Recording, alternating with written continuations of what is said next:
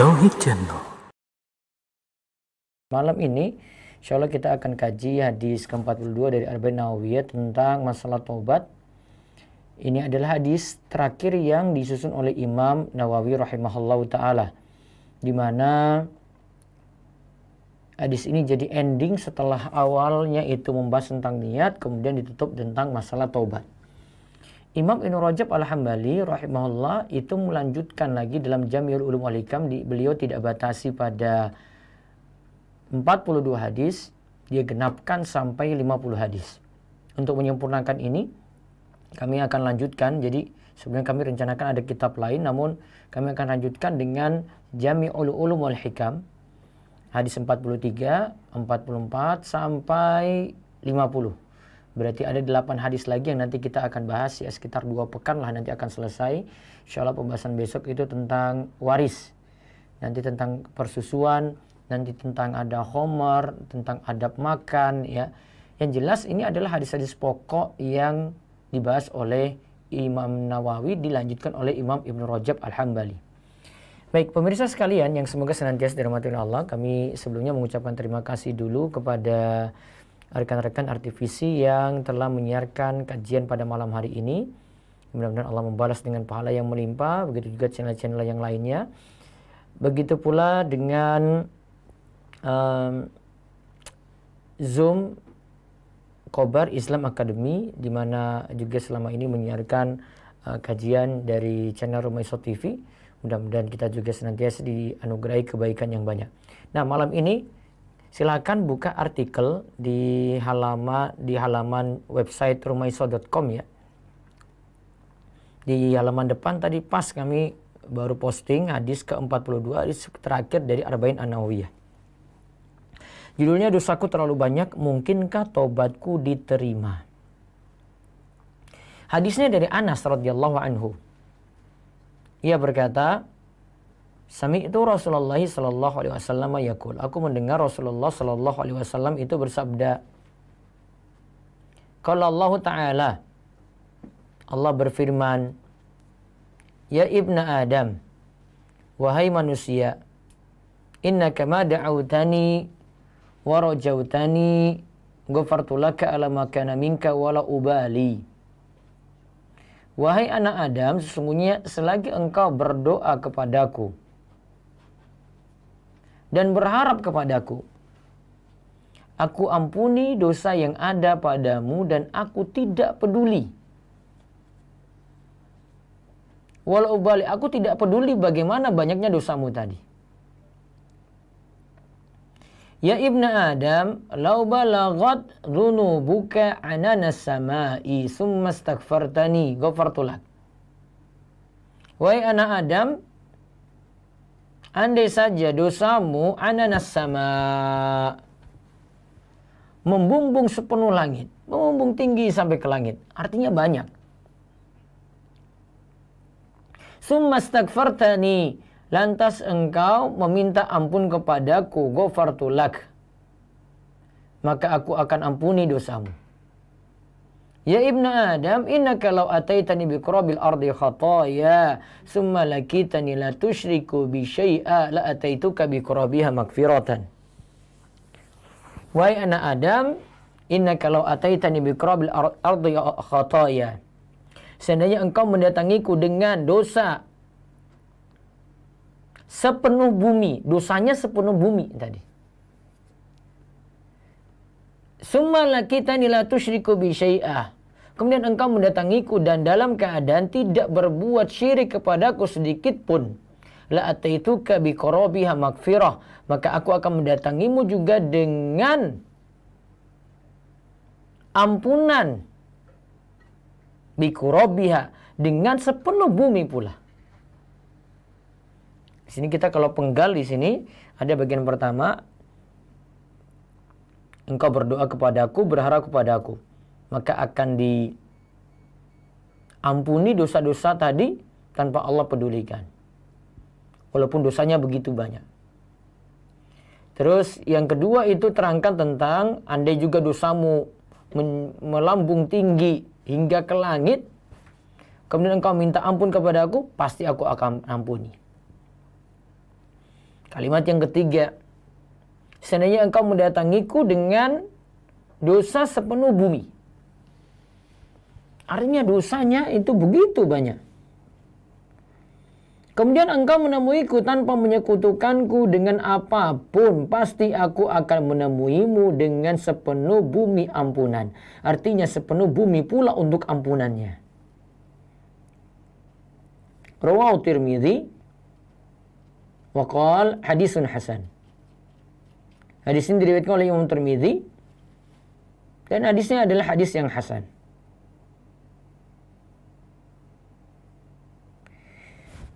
Nah, kita lihat di sini keterangan hadis. Wala ubali. Aku tidak pandang lagi banyak dosamu. Mungkin dia lakukan zina berulang kali. Mungkin dia jadi peminum minuman keras dulunya. Mungkin dia jadi preman, tato di sekujur tubuhnya.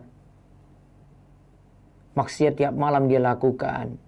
Rampok, judi, main perempuan, semuanya diterjang. Jadi kalau Allah katakan tadi, wala ubali. Dalam hadis qudsi tadi Allah katakan, wala ubali. Aku tidak pedulikan lagi. Maksudnya apa? Aku tidak pedulikan banyak dosamu tadi. Dosanya banyaknya bagaimanapun, ya Allah tidak pedulikan itu.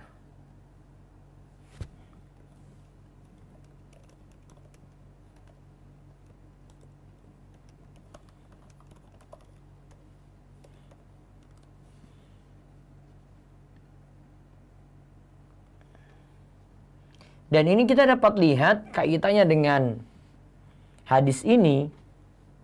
Kita bisa lihat pada kisah taubat pembunuh 100 jiwa. Hadisnya panjang. Dan kami punya buku yang menyusun kisah-kisah ini. Jadi kumpulan kisah-kisah ini kami susun lagi dalam buku. Dan ini bisa kalau sekarang masih ada cetakannya atau tidak, bisa ditanyakan di toko Ruwaifi tentang keberadaan buku tersebut. Ya, judulnya kumpulan-kumpulan kisah gitu ya. Nabi SAW bersabda, kana fi man kana qablakum rajulun qatala tis'atan wa tis'ina nafsan. Dulu ada orang sebelum kalian telah membunuh 99 nyawa. Fasa'ala an a'lami ahlil ard. Dia tanya, manakah orang yang berilmu di muka bumi? Jadi di sekitar dia ini ada nggak yang berilmu? Dia ingin tanyakan tentang masalahnya. Karena dia sudah membunuh 99 nyawa. Fadulla ala rahibin. Dia ditunjukkan pada seorang rahib. Rahib itu pendeta, ahli ibadah. Fa'atahu, dia pun mendatanginya. Dia tanya pada rahib tadi. Dia beritahu bahwasannya innahu qatala tis'atan wa tis'ina nafsan fahallahu min taubatin. Dia beritahu, wahai pendeta, rahib, jika ada orang yang telah membunuh 99 nyawa, telah menghabiskan 99 nyawa, fahallahu min taubatin. Apakah tobatnya masih bisa diterima? Rahib tadi jawab, la. Tidak. Atas orang yang telah membunuh 99 nyawa ini, ya kita katakan ini preman lah. Gitu ya. 99 nyawa lo gak main-main. Pembunuh berdarah dingin gitu. 99 nyawa. Pendeta tadi jawab, tidak. Masa mau diterima? Maksudnya kayak gitu. Masa mau diterima 99 kamu sudah habiskan? Maka orang ini faqatalahu. Genapkan, bunuh jadi 100, dia bunuh pendeta tadi, dia bunuh rahib tadi, fakammala bihi mi'ah. Genaplah jadi 100 orang yang telah dia bunuh. Summa sa'ala an a'lami ahlil ard. Lalu dia tanya lagi, manakah orang yang berilmu di muka bumi? Artinya di sekitar dia lagi, ini siapa nih yang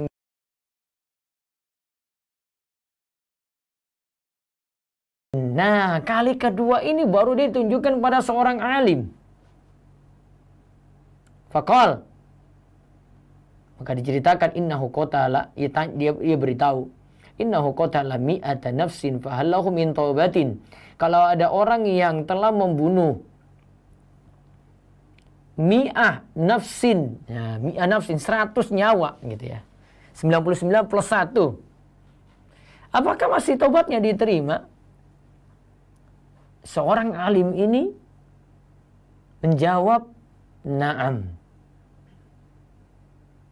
Iya, bisa diterima. Wa may yahulu bainahu wa bainat taubati. Emangnya siapa yang mau menghalangi dia dari taubat? Namun alim ini kemudian beri saran. Intalik ila ardi kadza wa kadza. Hendaklah kamu pindah dari tempat yang ini tempatmu maksiat nih di sini nih. Pindah ke tempat yang lainnya. Fa inna biya unasun ya'budunallaha ta'ala fa'budillaha ma'ahum. Karena di sana itu ada orang-orang yang menyembah Allah, maka beribadahlah kepada Allah bersama mereka. Wala tarji' ila ardika fa inna ardusu. Dan jangan sekali-kali kembali lagi ke tempat asalmu yang dimana kamu bermaksiat di situ, banyak maksiat di situ. Karena tempat tersebut itu tempat yang jelek. Fantalaqa. Kemudian dia pergi. Hatta idza nasafa tariq, sampai dia itu sampai di pertengahan perjalanan. Atahul maut. Qadarullah, datang kematian. Fakhtasamat fihi malaikatur rahmah wa malaikatul azab. Coba cek lagi.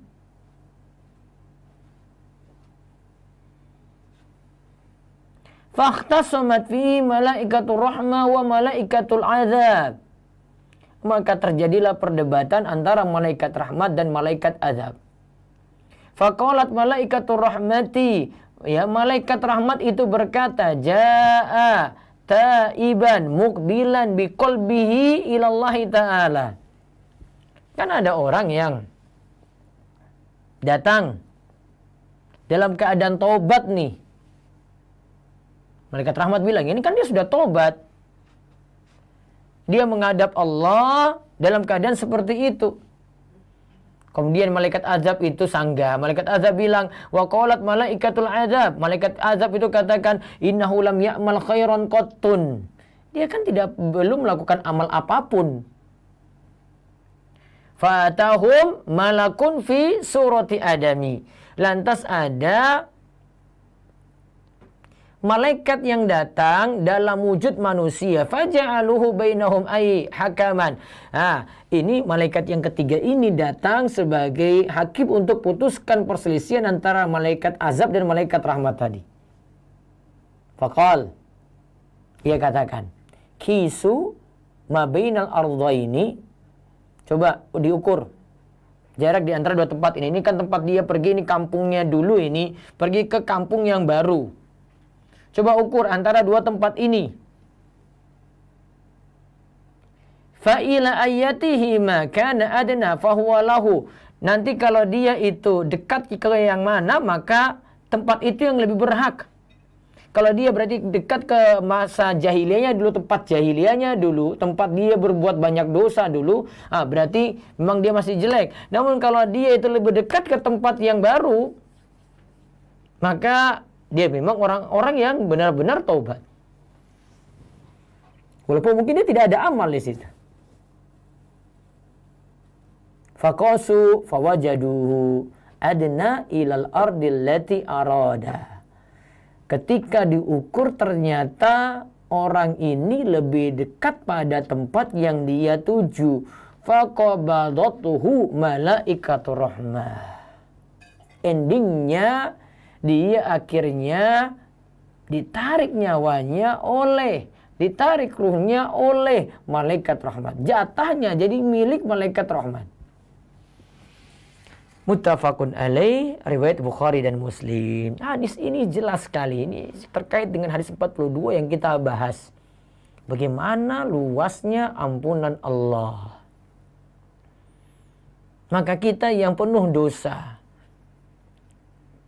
kita yang banyak berbuat maksiat, rekan-rekan muda yang selama ini merasa jauh dari Allah, masih ada harapan. Rahmat Allah begitu luas, walaupun dosa begitu banyak, Allah masih terima itu. Jangan putus asa.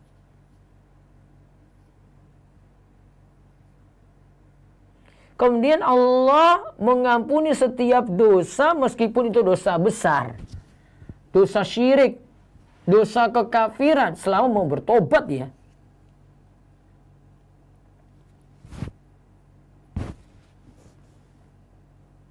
Kemudian hadis tadi juga menunjukkan bagaimana agama kita itu mendorong supaya kita jadi orang yang semangat, tidak jadi orang yang mudah putus asa. Jadi orang yang semangat, jangan orang yang mudah putus asa. Dan kita jangan buat orang lain putus asa dari rahmat Allah. Tadi si rohib yang pertama tadi, dia kan buat orang putus asa dari rahmat Allah. Padahal dia ingin serius tobat walaupun dia sudah membunuh tis'atan wa tis'ina nafsan. Dia sudah membunuh 99 nyawa, tapi kan dia masih mau bertobat.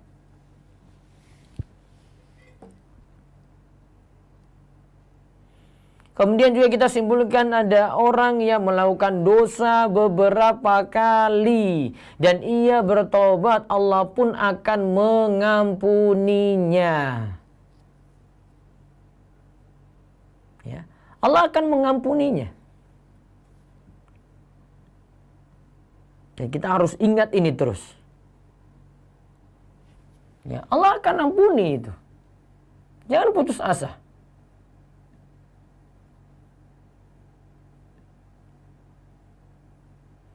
Kemudian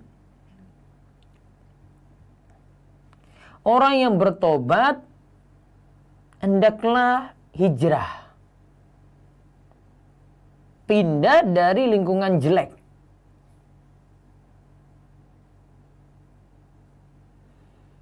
Dari kisah ini Imam Nawawi rahimahullah katakan, hadis ini menunjukkan orang yang ingin bertobat dianjurkan untuk berpindah dari tempat ia melakukan maksiat.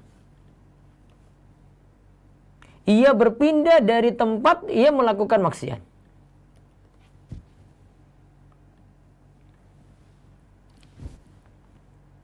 Kemudian tadi kan disarankan oleh si alim yang orang kedua tadi ya, orang yang berilmu tadi, sarankan untuk pindah tempat.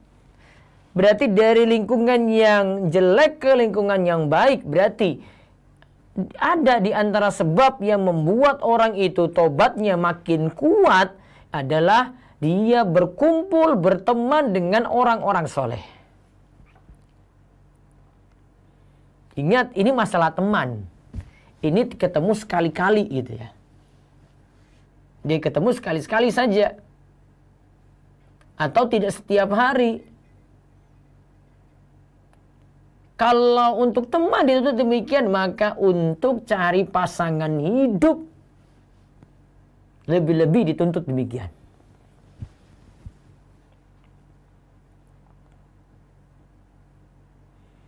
Imam Nawawi katakan gini, lihat perkataan Imam Nawawi ini bagus sekali. Dari kisah ini kita ambil kesimpulan, hendaklah orang yang bertobat mengganti temannya dengan teman-teman yang baik, soleh, berilmu, ahli ibadah, wara, dan orang-orang yang meneladani mereka-mereka tadi. Hendaklah ia mengambil manfaat ketika bersahabat dengan mereka.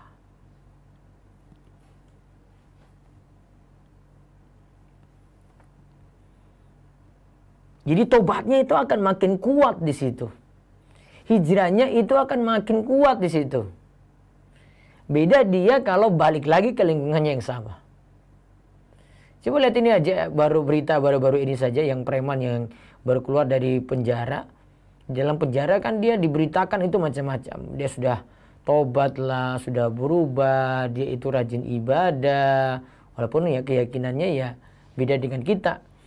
Namun coba lihat, sekali keluar dibebaskan dia kembali ke lingkungannya lagi. Coba lihat, akhirnya lakukan keonaran lagi, balik lagi masuk penjara. Pelajarannya apa? Kalau mau tobat serius, jangan kumpul-kumpul lagi. Kalau mau hijrah serius, jangan kumpul-kumpul lagi dengan teman-teman lawas, teman-teman lama. Tadi Imam Nawawi katakan apa? Kumpul dengan orang soleh, berilmu, ahli ibadah, wara. Kita bisa meneladani mereka, kata Imam Nawawi. Sebenarnya Nabi SAW katakan, masalul jalisi soleh wal jalisi su'. Permisalan teman duduk yang soleh dengan teman duduk yang jelek. Kamasali sahibil misk wakiril haddad.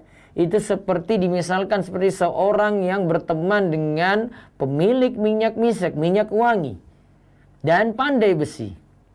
La ya'damuka min sahibil misk imma tashtarihi aw tajidu rihahu. Kalau dengan pemilik minyak wangi tadi, jika engkau tidak dihadiahkan minyak misik olehnya,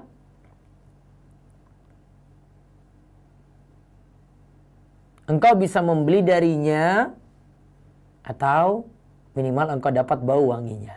Untunglah, pokoknya ada keuntungan saja. Kita duduk dengan orang soleh, taruhlah gitu, kita tidak bisa sama dengan dia gitu. Solehnya nggak bisa sama. Minimal apa? Kita kecipratan. Kita dapat efek baiknya. Mungkin kita jadi kurang maksiatnya. Saya maluin dia, teman saya ini baik sekali ya. Saya kumpul-kumpul dengan dia, kok dia itu rajin sholat. Pasti terpengaruh gitu. Awalnya kalau ini tidak rajin sholat, akan rajin sholat. Coba rekan-rekan muda coba perhatikan seperti itu. Masalah lingkungan. Coba bedakan dengan wakilul haddad. Wakilul haddad yuhriku badanaka aw thawbaka aw tajidu minhu rihan khabisatan. Sedangkan pandai besi itu cuma membakar badanmu atau pakaianmu, atau engkau mendapatkan bau yang tidak enak. Kamu duduk dengan para pemabuk. Kalau kita tidak ikut-ikutan minum, minimal apa? Dampak jeleknya ada untuk kita. Orang-orang nganggap, oh itu dekat temannya itu kayak gitu ya dia ya. Padahal yang ini nggak minum. Cuma gara-gara duduk saja. Ya beda kalau dia duduk di lingkungan yang baik. Makanya tadi untuk memperkuat taubat, memperkuat hijrah, cari lingkungan yang baik. Hadis tadi juga menunjukkan keutamaan orang berilmu dan orang yang tidak berilmu. Coba lihat bandingan antara rahib yang memberikan fatwa yang fatal sampai dia pun direnggut nyawanya, dengan seorang alim yang memang menimbang-nimbang fatwa tadi berdasarkan ilmu.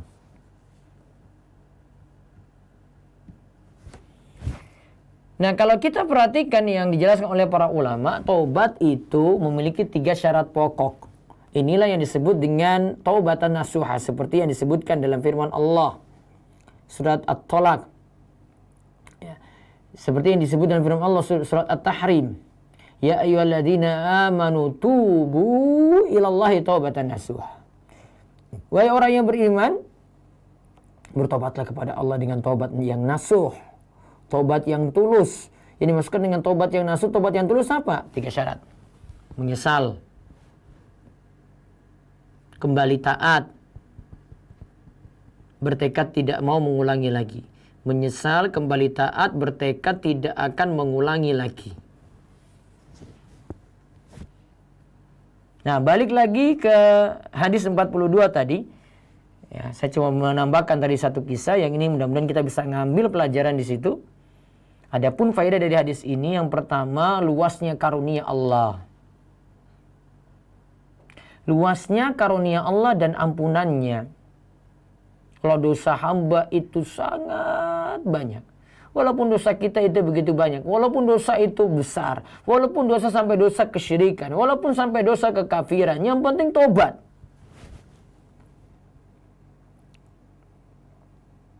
Yang kedua, keutamaan berdoa kepada Allah dan mengharap kepadanya, di mana doa harus diiringi dengan rasa harap.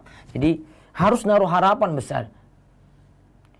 Sebagaimana kata Nabi SAW, Allah berfirman, Ana inda dhanni abdi bi. Aku sesuai dengan sangkaan hambaku. Artinya kalau hamba itu memperbesar harapan pada Allah, maka lebih cepat terwujud apa yang dia itu inginkan. Kalau dia yakin Allah itu kabulkan doa-doanya, maka dia akan dapat yang sama. Kalau dia yakin itu Allah itu akan mudahkan urusan dia, memberikan dia itu rizki, selamatkan dia dari macam musibah. Di masa pandemi kayak gini Allah selesaikan masalahnya. Bagi yang sulit kerja juga Allah akan berikan jalan keluar. Makin besar yakinnya pada Allah, maka Allah akan mudahkan situ. Jadi perbesar harapan. Ana inda dhanni abdi bi. Dalam hadis qudsi ini ya, aku sesuai sangkaan hambaku padaku. Itu kata Allah. Kemudian yang ketiga, ingat manusia tidaklah maksum. Pasti pernah berbuat salah. Maka bersegeralah untuk bertobat agar dihapus kesalahan-kesalahan kita yang ada. Yang keempat, keutamaan tauhid yang luar biasa. Karena siapa yang mati dalam keadaan tidak membawa dosa syirik, maka ia akan masuk surga. Lihat tadi kan disebutkan, lau ataitani bi qurabil ardi khataya summa lakitani la tusyrik bi syai'a la ataituka bi qurabiha maghfirah. Seandainya aku itu datang dengan dosa sepenuh bumi, summa lakitani la tusyriku bi syai'a, namun aku datang itu dengan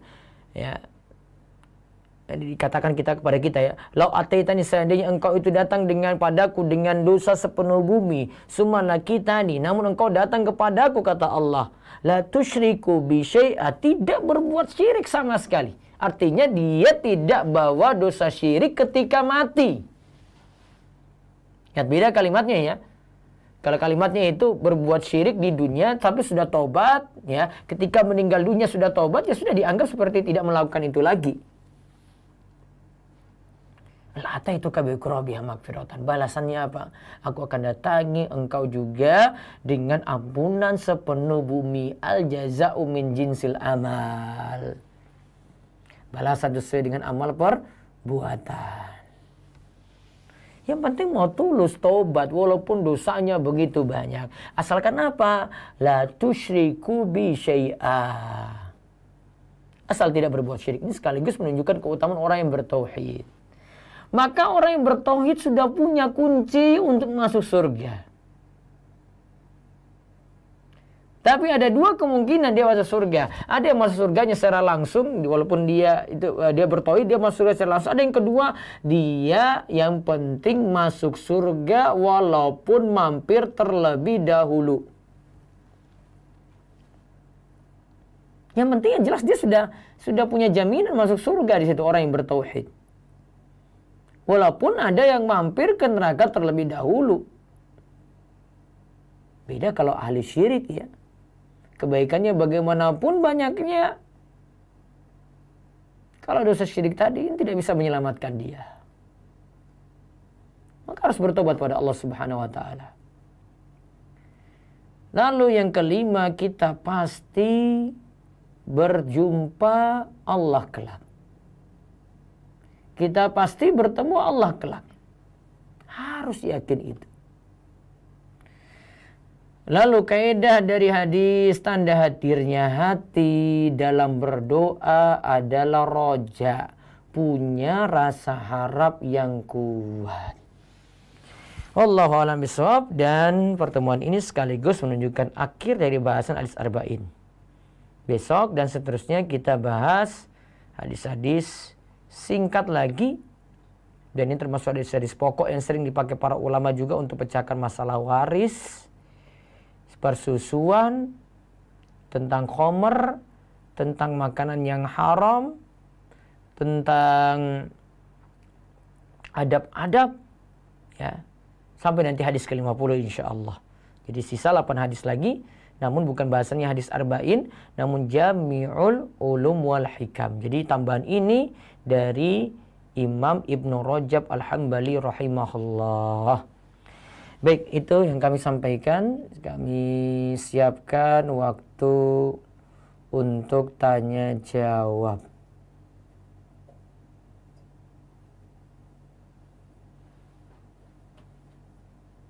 Ya, silakan nanti telepon di 0812. Ada waktu sekitar setengah jam ini ya.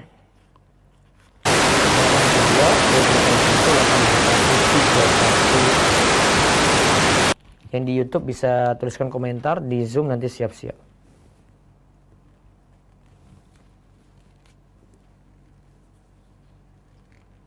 Ya, ada lewat telepon langsung? Ya, silakan. Assalamualaikum. Ya, dengan siapa di mana? Ya, silakan.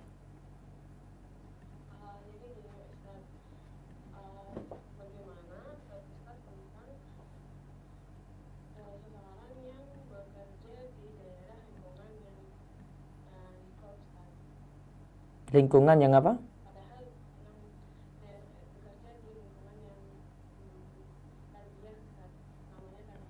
Ya.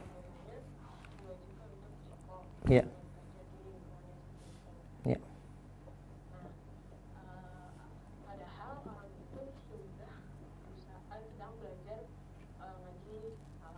Ya. Keluar dari tempat kerja itu atau tidak apa di dalam kayak gitu, Ustaz? Kalau di dalam tapi tidak ikut gimana?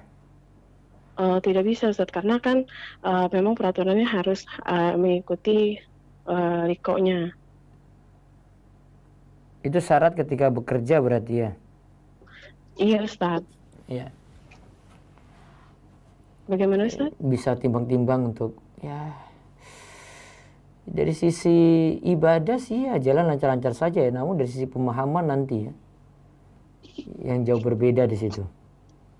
Ya, bisa timbang-timbang untuk cari pekerjaan yang lain coba. Lebih aman.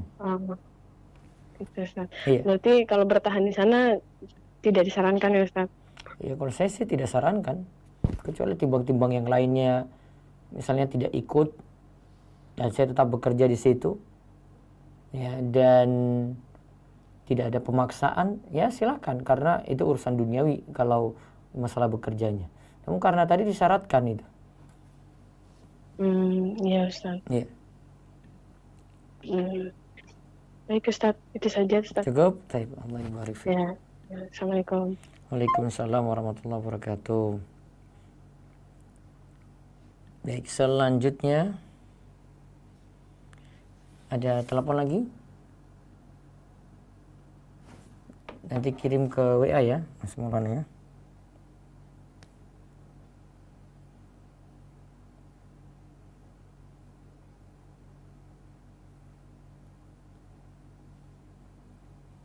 Oh ya, sebentar.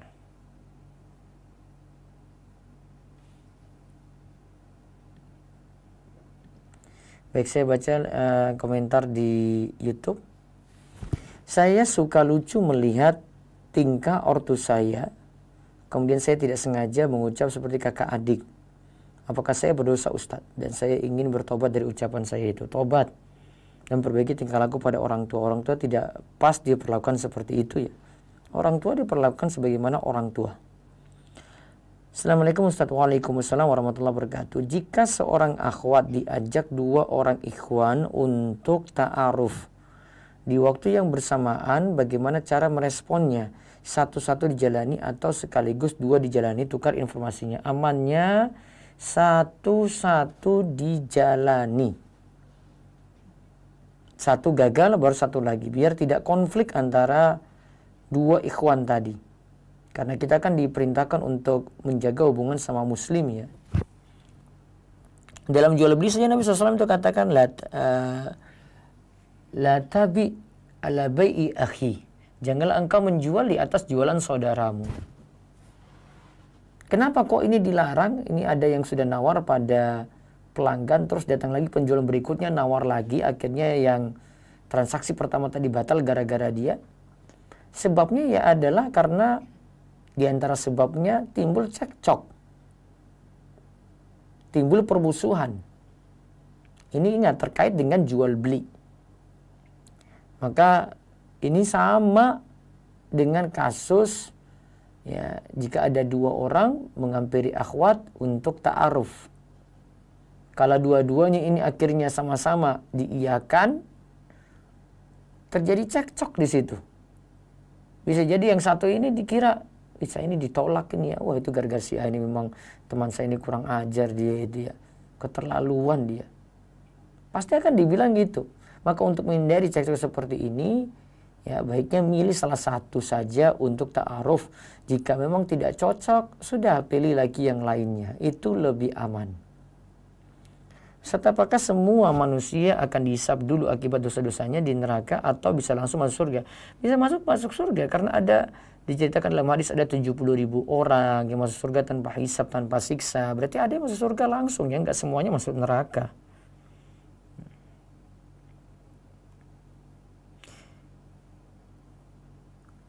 Ana Muhammad dari Bekasi. Apakah boleh di tasyahud awal membaca doa berlindung dari neraka jahanam seperti yang dibacakan di tasyahud akhir? Jadi tasyahud awal itu membaca doa berlindung sampai jahanam. Tidak sampai situ ya. Kalau tasyahud awal cuma sampai sholawat saja. Sholawatnya pun bisa dengan Allahumma sholli ala Muhammad. Saya mau bertanya, bagaimana hukumnya seorang yang kesel, kemudian mengatakan dalam hatinya untuk kafir. Pada akhirnya dia sangat menyesal. Apakah ini sudah termasuk pembatal keislaman dan apakah dia harus bersyahadat kembali? Kalau itu baru keinginan dalam hati tidak sampai kafir. Namun dia jangan melanjutkan lagi pemikiran kayak itu, dia alihkan pada yang lainnya dan banyak-banyak istighfar dan tobat pada Allah.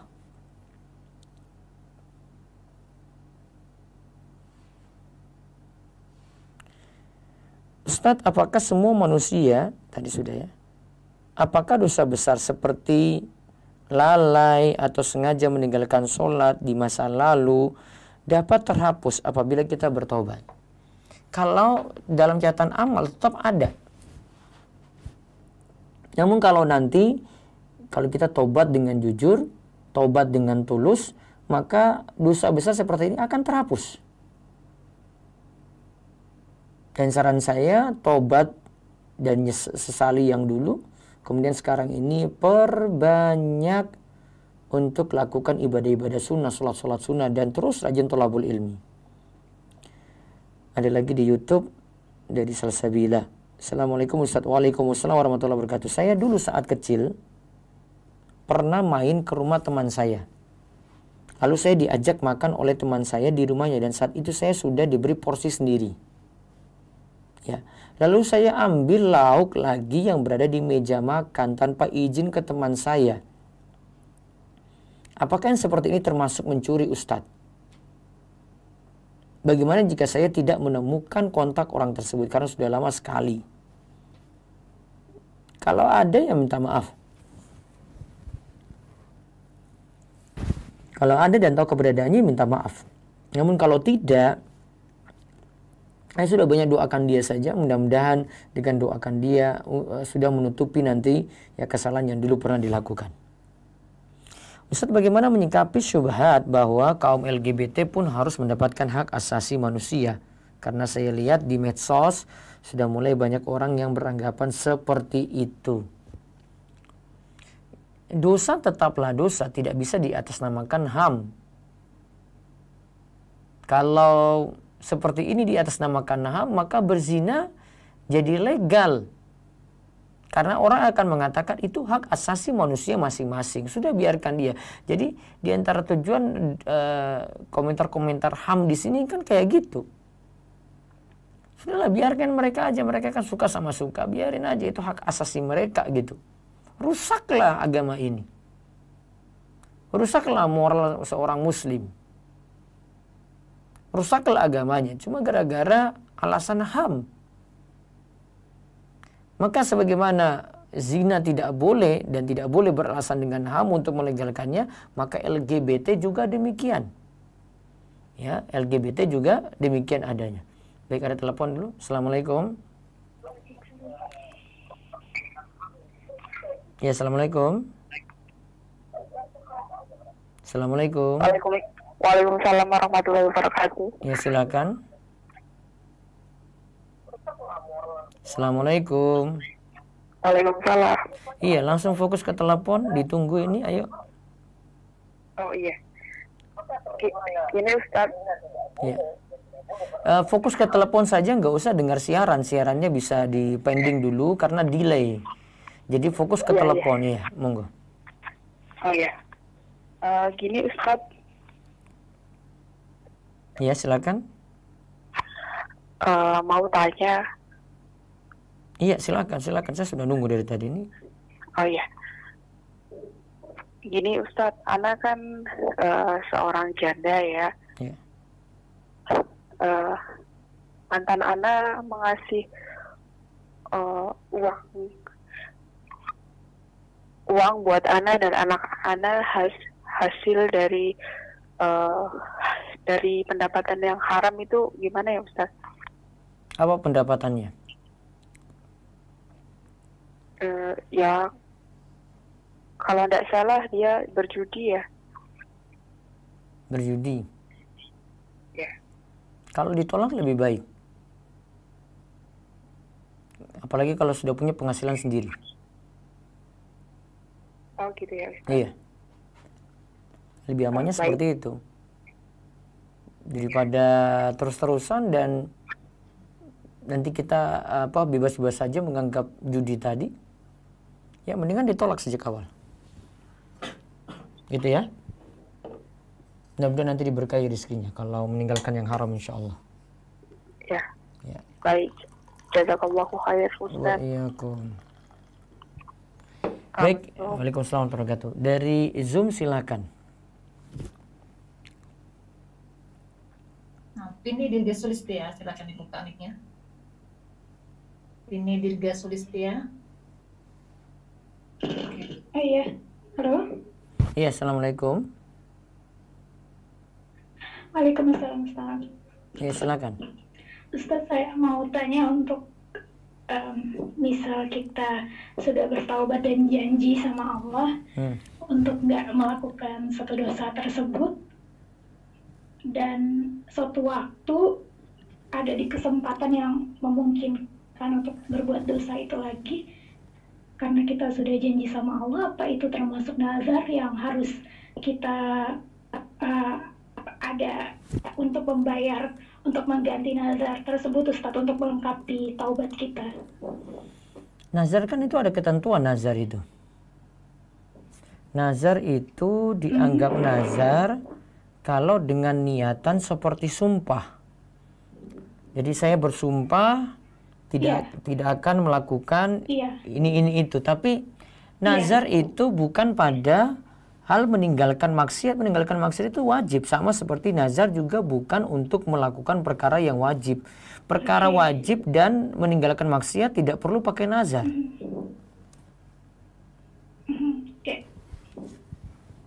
Oke. Satu lagi boleh Ustaz? Ya, silakan.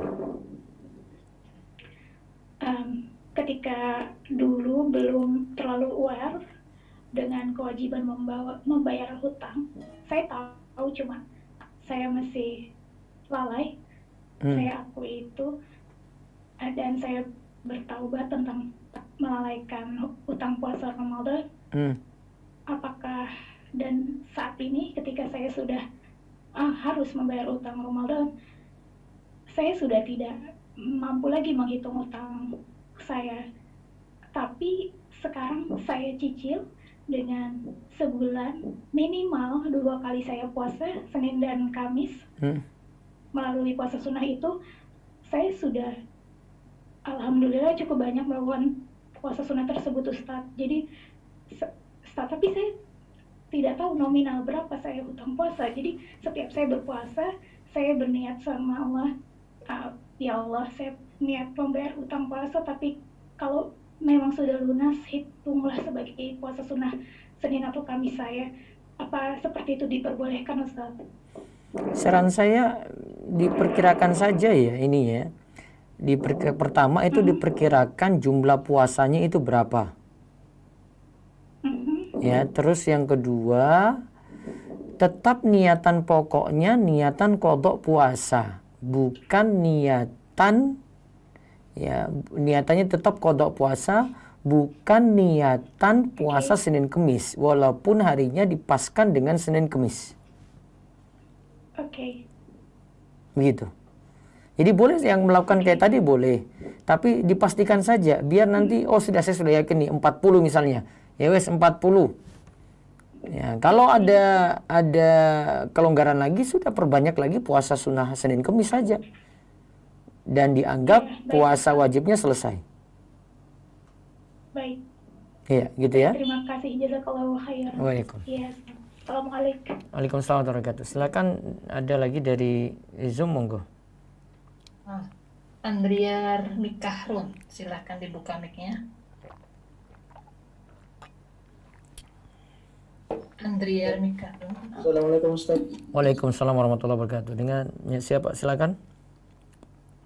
Andriar Mikahrun Ustaz. Iya, silakan. Saya mau bertanya Ustaz. Saya kan salah satu mahasiswa. Jadi rencananya itu di semester depan saya akan melakukan KKN. Nah, dalam KKN itu kan Ustaz bercampur baur antara laki-laki dan perempuan dalam satu kelompok. Nah, saya mau bertanya Ustaz, bagaimana misalnya saya terpaksa dalam satu kegiatan itu harus berdampingan dengan salah satu perempuan. Nah, adakah batasan atau solusi dari Ustadz untuk menjaga diri terhindar dari fitnah? Karena kan kita melihat di KKN itu kan kita tinggal ya kurang lebih 1 bulan Ustadz. Jadi fitnah itu takutnya fitnahnya itu Ustadz, fitnah perempuannya itu makin kuat, jadi anak tergoda gitu Ustadz. Baik, pertama yang dilakukan ketika KKN serius KKN saja. Yang kedua, bergaul dengan perempuannya atau kelompok itu jika ada perlu. Sebatas perlu, di luar dari keperluan ya sudah bebas kamu sendiri gitu. Gak gabung ke mereka. Kemudian yang ketiga, jaga adab bergaul. Misalnya tidak mudah-mudahan sentuhan dengan lawan jenis. Jangan ikut-ikut teman kanan kiri, mereka nggak tahu agama, mereka nggak tahu aturan. Kamu jangan ikut-ikutan mereka. Kalau yang satu salaman terus ini nggak apa-apa lah, ini nggak ada yang lihat juga. Wah, itu nanti resiko untukmu nanti selanjutnya. Jangan anggap enteng ini. Harus jaga itu baik-baik. Prinsip dijaga gitu, biar teman-teman juga tahu. Kalau kamu nggak jaga prinsip saat KKN, terus tolerir dengan apapun, ya mereka yang teman-teman yang nggak paham agama denganmu juga akan seperti itu. Menganggap kamu biasa. Tunjukkan misalnya, saya ini nggak senang musik ini. Nah, tunjukkan ke mereka, ya mereka nanti akan sadar, ini ada si A ini dia nggak senang ini, ya sudah mereka nanti main kapan gitu. Mereka nggak akan ganggu kamu, insya Allah. Sama juga dengan pergaulan dengan perempuan seperti itu. Di kampus juga demikian. Kalau teman-teman perempuan itu tahu kamu perhatian pada agama, tahu cara bergaul gitu, mereka nggak akan ganggu, nggak akan jahilin kamu juga. Si A ini dia nggak mau bergaul dengan perempuan, bebas. Nah, berarti kita jangan dekat-dekat dia ya kalau bergaul ya. Nah, sudah tahu, mereka sudah tahu aturan. Diberitahu seperti itu. Ya. Jadi tunjukkan prinsip, intinya prinsip tetap jaga baik-baik. Ya, jangan sampai kendor, jangan sampai kita yang malah mengalah. Ya, tunjukkan prinsip dengan benar. Itu diantara tipsnya, insya Allah cukup. Ya, cukup ya. Cukup Ustaz. Ya. Syukran Ustaz. Baik, satu lagi dari chat mungkin sebelum saya beralih ke telepon radio, silakan di Zoom. Mantap. Assalamualaikum Ustaz. Waalaikumsalam Apakah orang yang bertaubat dari kesalahannya harus melaksanakan sholat taubat? Bagaimana tata cara sholat taubat itu Ustaz? Dan waktu yang lebih afdal untuk melaksanakan kapan? Jazakallahu khair. Tadi sempat disinggung juga tentang masalah tobat, ya. 3 syarat pokok tadi. Menyesal, kembali taat, bertekad tidak mau mengulangi lagi. Sedangkan sholat sunat tobat hukumnya sunnah, tidak wajib dan bukan syarat. Seandainya dia tidak lakukan sholat sunat tobat pun sudah terpenuhi 3 syarat tadi, sudah dianggap sah. Cara melakukannya bebas, waktunya bebas, terserah mau di siang hari ataupun di malam hari. Mau waktu tahajud atau mau pada isya. Kemudian yang kedua, jumlah rakaatnya 2, bacaannya tidak ada bacaan surat tertentu yang khusus. Yang jelas niatkan itu untuk salat sunat taubat, perbanyak istighfar dan perbanyak taubat pada Allah. Namun yang jelas untuk jalani salat sunat taubat tetap 3 syarat tadi diterimanya taubat. Nah, ini yang lebih penting untuk dilakukan. Walaupun tadi ada salat sunat taubat, 3 ini tidak bisa ditinggalkan. Ini karena ini syarat wajib. Salat sunat taubat itu hukumnya sunnah saja. Baik, ada telepon lagi, silakan di Radio DS, monggo. Ya, baik, lewat YouTube.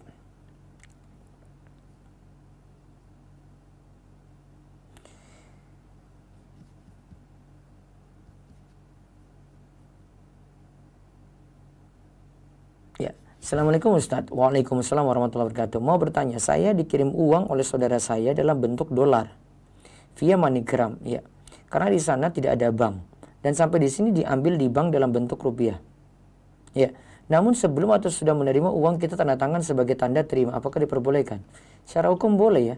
Ketika dia transfer ke Indonesia dari sana itu sebenarnya harusnya sudah ada nota untuk menunjukkan uang itu ditukar dengan pencatatan tadi. Nah, pencatatan inilah ini yang dinamakan penukaran di situ. Penukaran yang terjadi dengan itu baru kemudian uang ditransfer ke Indonesia. Dari Rahmalia, Ana baru tahu ada hadis tentang tidak boleh menceritakan maksiat kepada orang lain, sedangkan dulu saya pernah menceritakan maksiat kepada orang lain. Baiknya tidak diceritakan kecuali kebutuhan urgen saja. Asalnya tidak boleh kecuali kebutuhan urgen. Baik, telepon Radio DS, silakan. Halo, Assalamualaikum. Waalaikumsalam warahmatullahi wabarakatuh. Dengan siapa di mana? Dengan Leli, Ustaz, di Bogor. Ya, silakan. Mau tanya Ustaz, ya, dulu kan kerja di perusahaan A. Kan dari perusahaan itu mewajibkan untuk memakai ATM dari bank A. Kemudian saya resign dan kerja di perusahaan B. Nah, saya di perusahaan B ganti bank lagi, bank B. Nah, saya tuh masih menggunakan rekening, jadi rekening yang A sama B masih aktif semua. Nah, yang A itu ada dari banknya itu ngasih free administrasi untuk transfer kemana-mana. Apakah itu sama dengan hukum kayak kita pakai ShopeePay gitu, Ustaz, yang mengendap terus kita pakai free ongkir itu? Apakah hukumnya sama? Iya, baiknya nggak dipakai itu ya. Nah, kalau misalnya nggak dipakai kan kita ambil aja uang kita berapa, iya. Terus bunganya yang itu riba itu nggak bisa diambil. Bunganya diambil. Kita konfirmasi ke banknya untuk tutup rekening apa nggak usah? Kalau kan memang banknya tidak kan di luar kota, sekarang saya sudah pindah ke lain kota. Apakah saya harus mengkonfirmasi apa diambil aja udah tutup, nggak usah ngomong ke sana gitu atau gimana ya, Ustaz? Ya diambil saya terus tutup gitu aja. Harus ngomong ke banknya nggak apa? Harus mengkonfirmasi ke sana untuk tutup buku. Biasanya cuma bisa mati sendiri kok. Kalau nggak ada nabung lagi, nggak ada tanda-tanda, bisa mati sendiri itunya. Ya berarti nggak usah ngomong ke sana, nggak apa-apa ya, Ustaz? Iya, nggak apa-apa. Terus satu lagi, Ustaz, kalau misalnya bagaimana kalau malas untuk menagih hutang dan kadang merasa bodoh amat dengan uang hutang tersebut karena selalu mengingat kebaikan orang tersebut, dan ketika dianggap lunas, apakah harus mengkonfirmasi kepada si penghutang bahwa tidak perlu membayar karena sudah dianggap lunas? Baiknya kalau mau nganggap lunas, beritahu ya, biar kita juga nggak ngungkit-ngungkit ya. Oh gitu, tetap mengkonfirmasi ya, walaupun misalnya kalau orangnya udah jauh gitu, nggak pernah kontak lagi gitu. Nah, kecuali kalau tidak ada kontak. Namun kalau memang ada, beritahu, maaf Pak, ini utangnya saya nganggap lunas saja. Mudah-mudahan jadi rezeki untuk Bapak. Nah, namun mungkin nanti bagi ibu sendiri, ini kayaknya orangnya ini nggak amanat, besok-besok saya nggak akan pinjamin lagi. Ya, bisa, prinsipnya kayak gitu. Oh iya, Waalaikumsalam warahmatullahi wabarakatuh. Baik, lewat Zoom lagi ada, silakan. Maaf, Adika Pekirana Tafadoli. Silakan dibuka mic-nya, Adika. Bismillah, Assalamualaikum Ustaz. Waalaikumsalam warahmatullahi wabarakatuh. Ya silakan, Dika. Ini Dika Jogja ini Ustaz, saya mau tanya di pembagian waktu kalau datang Jumatan itu kan ada yang dapat pahalanya unta, sapi, kemudian kurban ayam sampai telur kan Ustaz? Iya. Saya pernah dengar kalau yang dapat pahala unta itu kalau datang paginya itu dari ketika terbit matahari. Itu benar nggak sih Ustaz? Atau patokan waktu awalnya itu Ketika kapan yang dapat pahala? terbit matahari. Allah alam, saya belum cek lagi ininya ya. Yang jelas makin awal dia dapat pahala lebih besar. Seperti berkorban unta, habis itu turun jadi sapi, habis itu dari kambing, kemudian jadi telur gitu. Ya, yang jelas lebih awal. Saya tekstualnya belum perhatikan lagi. Wallahu a'lam. Nggak bisa saya jawab.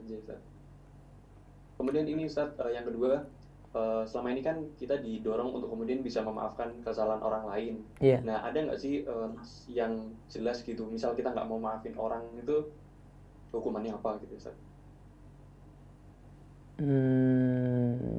Kalau dari khususnya saya belum tahu. Coba nanti kalau ada saya beri tahu nanti insya Allah. Terus ada lagi?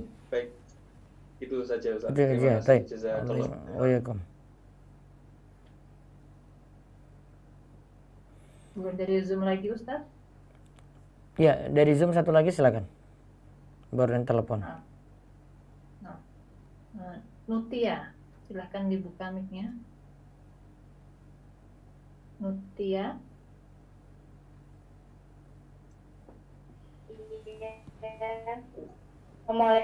Saya mau bertanya, orang tua saya itu kan pernah pinjam uang di bank, katanya untuk memenuhi kebutuhan. Saya tahu kalau riba itu atau minjem di bank itu kan haram. Terus kedua saya itu udah bertobat, tidak akan meminjami uang di bank lagi. Suatu ketika dia itu minjem uang di bank, tapi saya itu dengan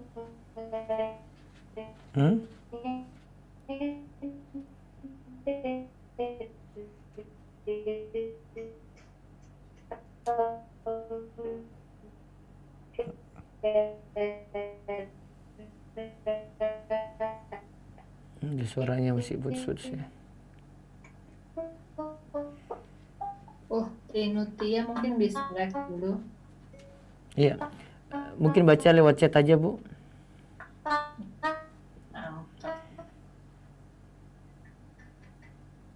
Ya, dari chat ya, Ustaz. Ji.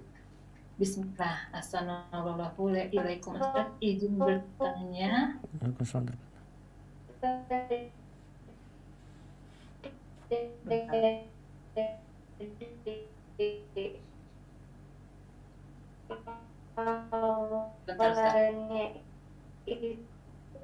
Bu Nutia, apa saya sebentar? Maaf. Dari chat Ustaz. Izin bertanya, apakah berdosa seorang akhwat menchat kawan dekat calon ta'arufnya dengan tujuan mencari info sejelas-jelasnya? Mohon nasihatnya Ustaz. Mencat teman ta'arufnya terus tadi Bu? Teman dekat ta'aruf. Ya. Terus?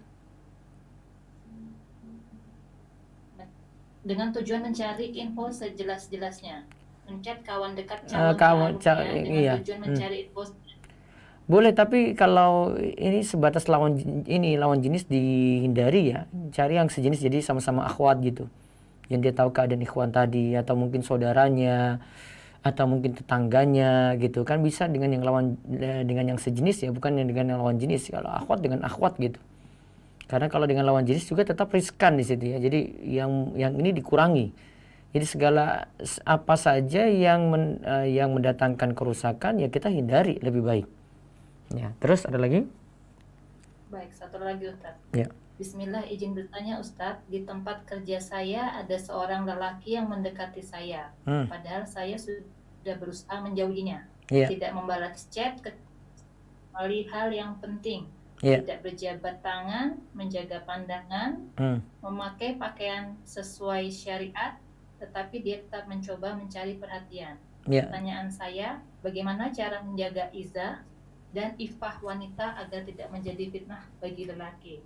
Lalu apa yang harus saya lakukan untuk menyikapi lelaki tersebut Ustaz? Saya cuek saja, nggak usah pedulikan dia. Urusan-urusanmu, jalan-jalan gitu. Kalau memang tidak suka dari laki-laki tadi, kalau dia tanya, maaf saya sibuk dengan urusan saya ada kegiatan, saya punya ini, pokoknya sampaikan apapun gitu. Jadi jangan ditanggapi. Kalau ditanggapi malah dia merasa ada perhatian sehingga ada ketertarikan nanti selanjutnya. Kalau memang belum tertarik ya jangan, nggak usah paksakan. Dan orang tahu seperti itu sah-sah saja ya untuk menolak ya, nggak masalah. Baik, cukup Zoom. Kemudian saya lihat di telepon ada Mas Maulana. Belum, sebentar di WA dulu.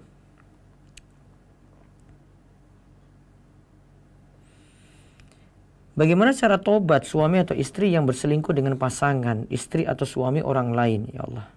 Apakah ia harus minta maaf kepada pasangan istri atau suami selingkuhannya? Yang jelas ini kerusakan yang luar biasa.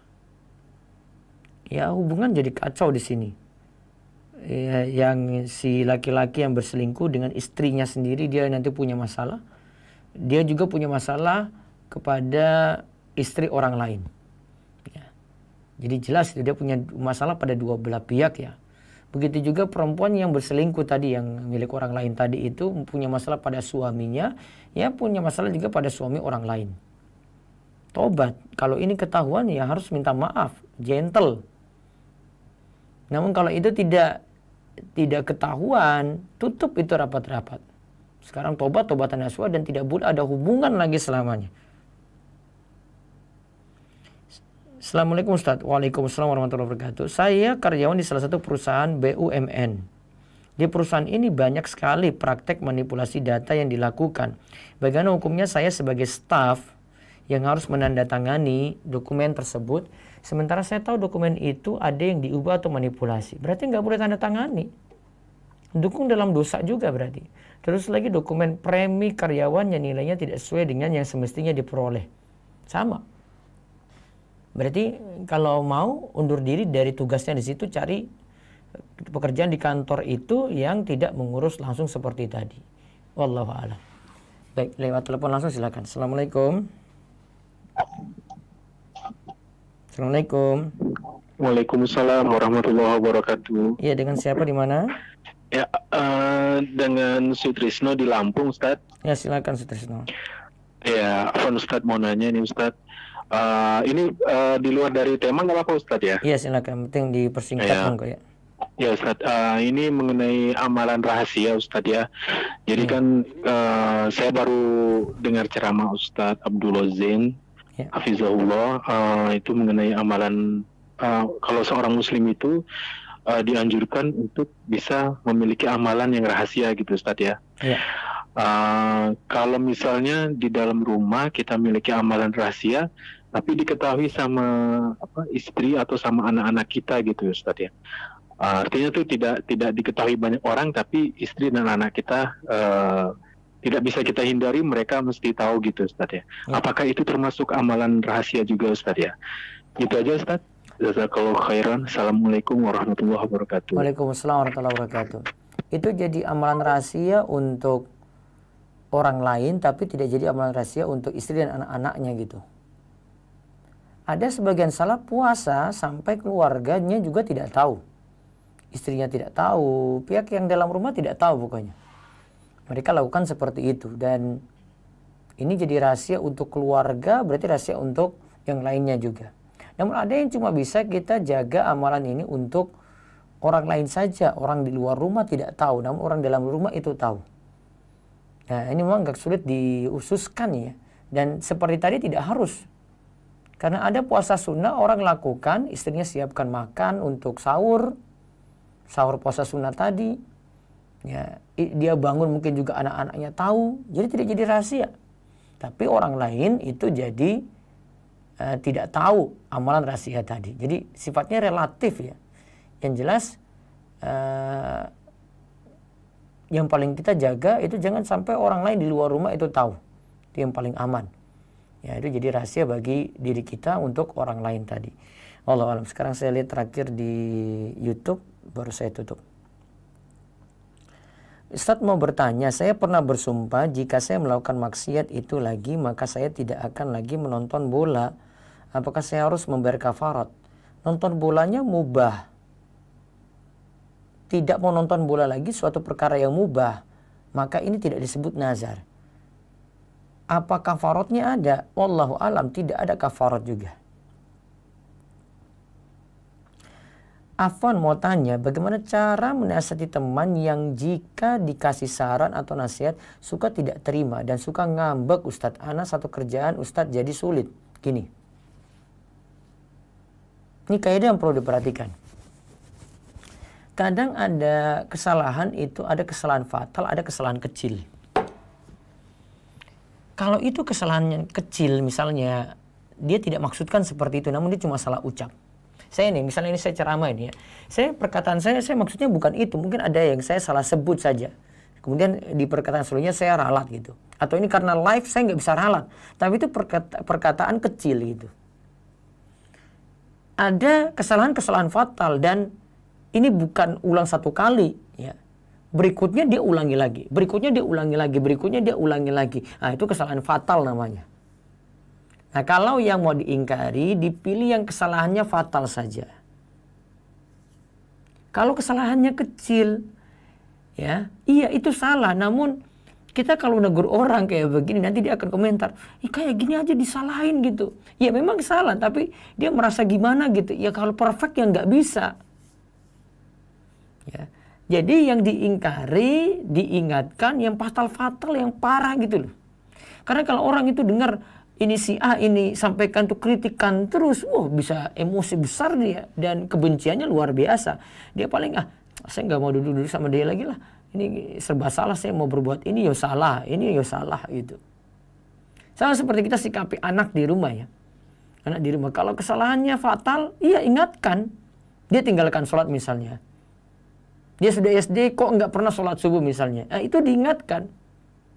Namun cuma karena dia ada salah kecil saja gitu, ya, dia mungkin salah ucap atau kesalahan ringan disuruh beli apa gitu kok salah beli, ya, ini nggak terlalu fatal gitu, maka bisa dimaafkan, tolerir dalam masalah ini. Kadang kita yang kecil-kecil terlalu ini, yang besar-besar tidak kita perhatikan.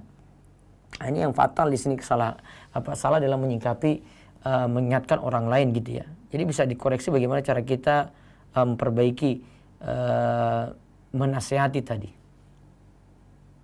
Assalamualaikum Waalaikumsalam warahmatullahi wabarakatuh. Sekarang ana belajar tahsin ya. Terus ana ingin melanjutkan karena merasa perkembangan ana sangat baik ketika belajar dengan guru tersebut. Namun belakangan anak ketahui guru tadi memposting video dengan background musik. Apakah anak boleh mengambil ilmu dari guru tadi? Kalau sudah terlanjut berarti ingat dia salahnya di situ. Ambil ilmunya saja yang benar. Cukup ilmu tahsinnya saja, di luar itu tidak ambil. Kalau mau aman ya tinggalkan sama sekali, itu lebih aman. Ustadz, setelah bertobat apakah nanti di akhirat alat tetap menerima tetap menerima hukuman Allah? Apakah tetap menerima hukuman Allah? Orang yang telah bertobat maka seperti tidak berbuat dosa itu sama sekali ya, dianggap selesai. Bagaimana hukumnya nafkah yang diberikan oleh orang tua yang dahulunya bekerja di bank? Gini, kalau orang tua bekerja yang haram, ada dua kemungkinan untuk anak, termasuk istri. Suami yang bekerja ada dua kemungkinan untuk istri dan anak. Kalau masih mampu untuk bekerja dan lepas dari nafkah suami tadi atau nafkah bapaknya, maka dia lepas dari situ. Dia manfaatkan penghasilannya sendiri. Namun kalau tidak mampu karena dia nggak kerja, karena dia masih sekolah juga, istri juga cuma di rumah saja, maka yang berdosa suami, istri berhak mendapatkan hak nafkahnya, anak-anak juga berhak mendapatkan hak nafkahnya. Terakhir ini ya, jika sering melakukan maksiat terang-terangan secara sengaja dengan alasan nanti bisa taubat, lalu sering berbohong dan ingkar janji kepada orang lain, apakah masih diampuni ya Ustaz? Dia butuh dengan taubat yang jujur lagi, karena maksiat terang-terangan ini ya, dilakukan dengan sengaja lagi.